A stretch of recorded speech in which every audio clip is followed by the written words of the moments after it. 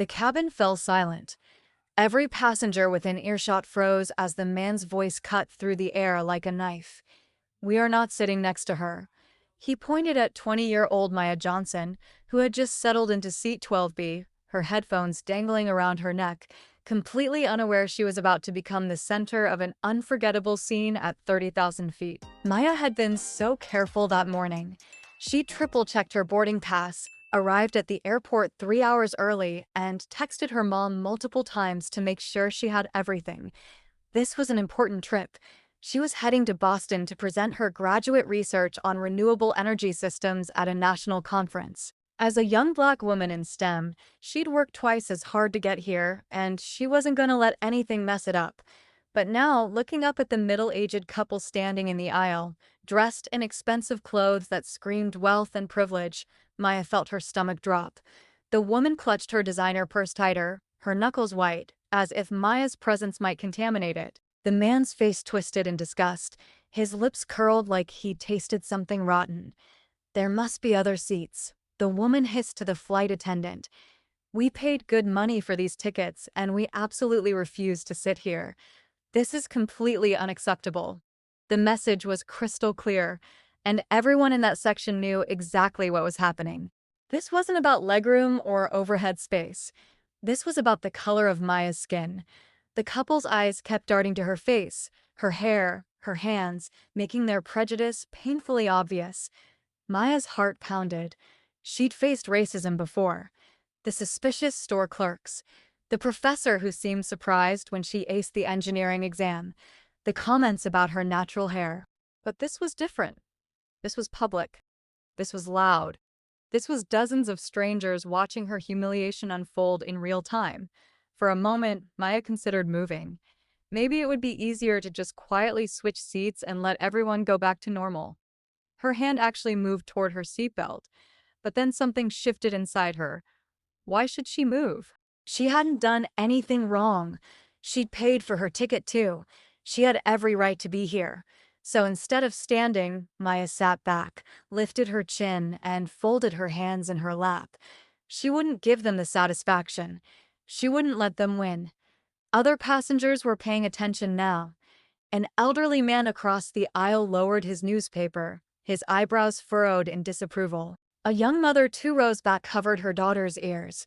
A businessman pulled out his phone, and Maya heard the subtle sound of video recording starting. Someone muttered, "This is disgusting." Another voice said, "In 2025? Really?" But the couple didn't care. If anything, they seemed emboldened. The man puffed out his chest and raised his voice louder. "We are Platinum members. We fly this airline every month, and we expect better treatment than this." The flight attendant before them was Jessica Martinez. In her 12 years of flying, she'd seen everything. But this level of blatant racism still made her blood boil. She took a slow breath, staying professional. "Sir, ma'am, I need you to take your assigned seats so we can prepare for departure.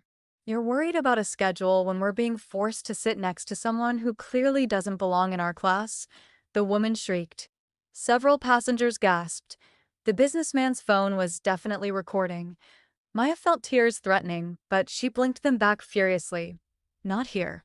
Not now." Jessica glanced toward the front, making eye contact with Marcus Thompson, the head flight attendant. Marcus was a commanding presence with years of experience handling difficult situations.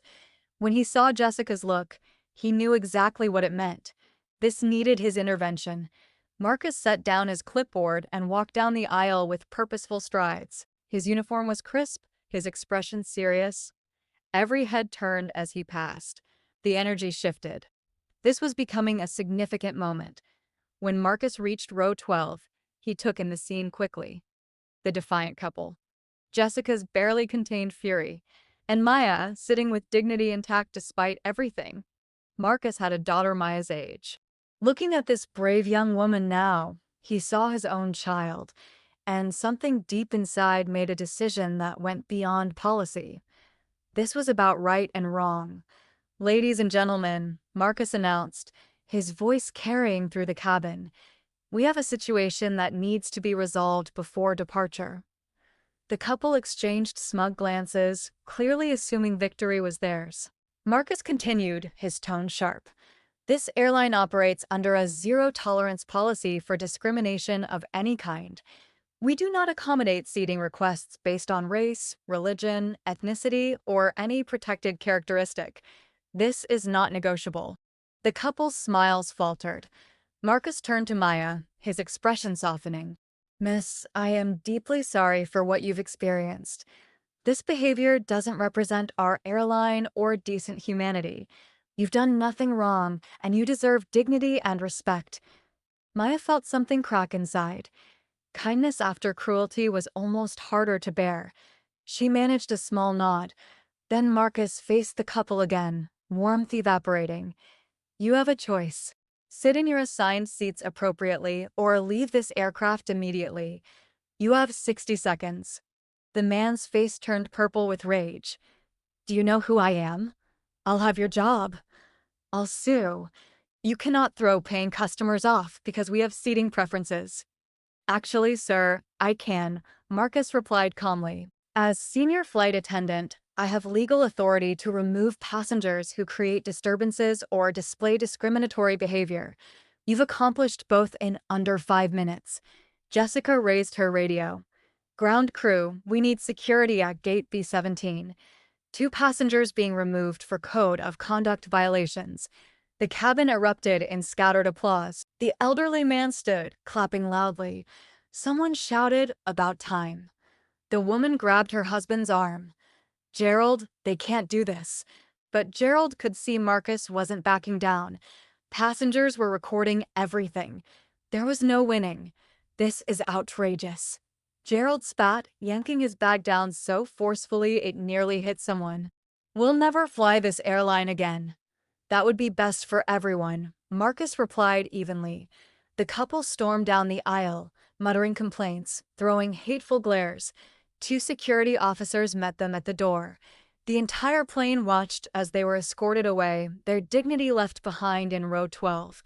The moment they disappeared, genuine sustained applause erupted. Passengers stood, cheering. Maya sat frozen, overwhelmed by this sudden support. But Marcus wasn't finished. He crouched beside Maya's seat. Miss, may I ask your name? Maya. Maya Johnson. Maya, where are you headed today? Boston. There's a national conference. I'm presenting my graduate research on renewable energy systems. Marcus's face lit up. That's incredible. 20 years old and presenting at a national conference. You're remarkable. And the dignity you just showed. That's the kind of strength that changes the world. Different tears spilled now. Relief. Gratitude. Gratitude. Validation. Maya, I need you to come with me. Is that okay? Am I in trouble? Confused but trusting, Maya stood. Marcus picked up her backpack, and they walked forward. Every passenger smiled as she passed, offering encouragement. The businessman gave a thumbs up. The elderly man patted her arm gently. At the curtain separating economy from first class, Marcus paused. He pulled it back. Maya Johnson, on behalf of our airline, I'd like to offer you a complimentary upgrade to first class. Maya stared at the spacious leather seats. I can't afford first class. You don't need to. This is our apology and investment in your future. He led her to seat 2A. As Maya settled into the luxurious chair, Jessica appeared with a warm cookie and orange juice. This is just the start. Maya, thank you for being brave. You inspired everyone today, including me. The captain's voice came over the intercom. This is Captain Reynolds. I want to address our passenger in seat 2A directly. Miss Johnson, I understand you're heading to Boston for a conference. Our entire crew is honored to have you aboard, impressed by your achievements, and rooting for your success. Fly high, young lady. Both cabins erupted in applause. Maya couldn't stop smiling through happy tears. As the plane lifted into the sky, Maya texted her mom, "You won't believe what happened. I'm okay. Better than okay. Love you." She looked out the window, Boston waiting ahead. Her dreams intact, her spirit stronger.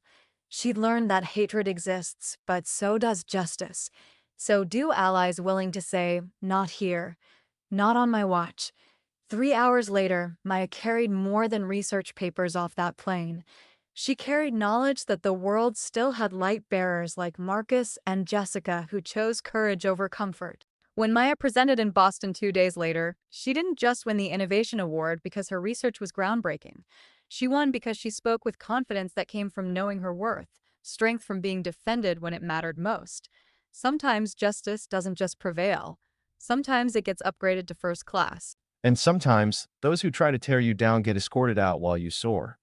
So Maya didn't just get upgraded to first class that day. She got upgraded in life. She learned that courage attracts courage, and dignity speaks louder than hate. If this story moved you, smash that like button and subscribe for more inspiring tales. Drop a comment telling us what you would have done. Until next time, keep standing tall.